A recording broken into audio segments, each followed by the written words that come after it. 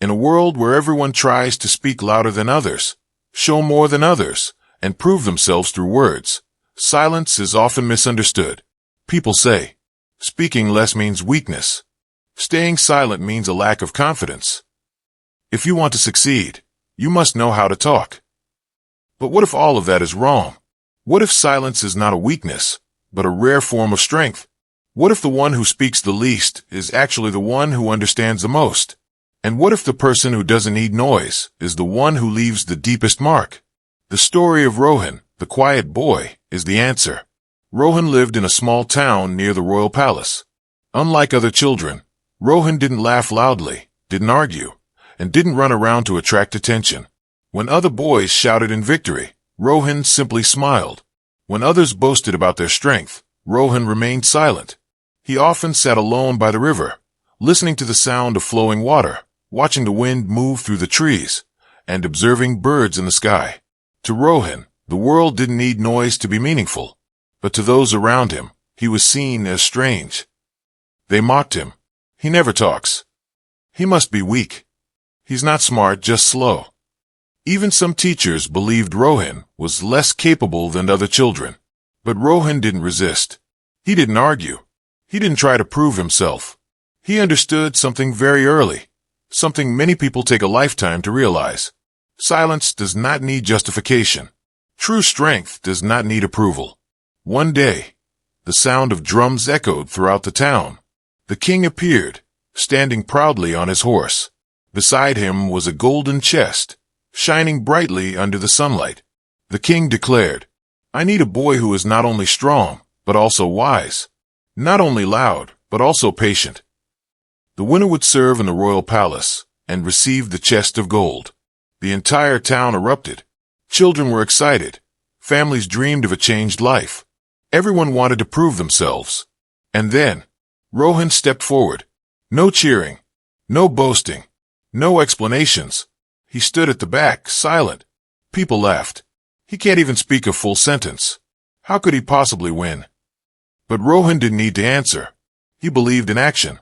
The first challenge, crossing a wide river with no boat and no assistance. As soon as the signal was given, the other boys rushed into the water. They ran, slipped, and panicked as the current pulled at their legs. They acted before understanding what was happening. Rohan was different. He stood still. He observed the flow of the water. He noticed the calm sections. He studied the position of the stones. Then, step by step, he moved slowly and steadily without fear. By the time Rohan reached the other side, many others were exhausted, soaked, and even injured. One of the king's advisors whispered, "This boy is not fast, but he sees what others miss." The first lesson. Backhand index pointing right. Those who rush often move fast, but they don't go far. Backhand index pointing right. Those who observe carefully reach the destination safely. The next challenge took place in the royal garden, finding a rare white flower within 15 minutes. The other boys ran wildly. They shouted, trampled plants, tore leaves, and searched every bush aggressively. Rohan stood still again. He did not search for the flower.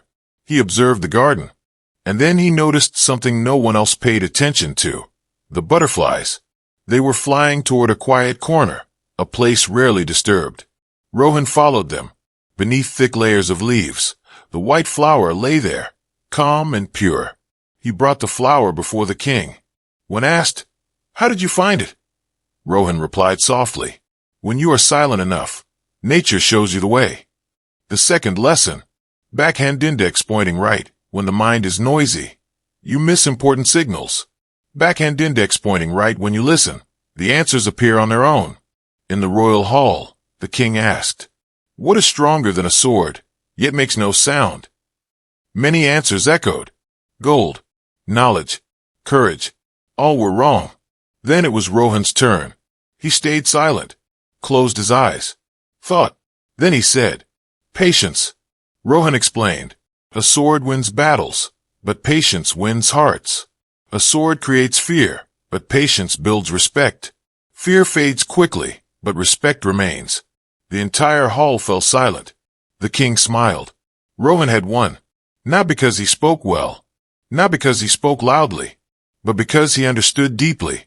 At last, the people realized. Sometimes, the one who speaks the least understands the most.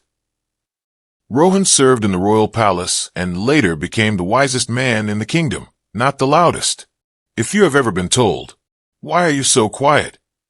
Why don't you express yourself? Why don't you compete?" Remember this. Silence does not mean you are weak. It means you are listening. You are learning. And you are preparing. Don't prove yourself with noise. Let your actions, your patience, and your depth speak for you. Because in the end, success doesn't need to shout, but it always leaves a mark.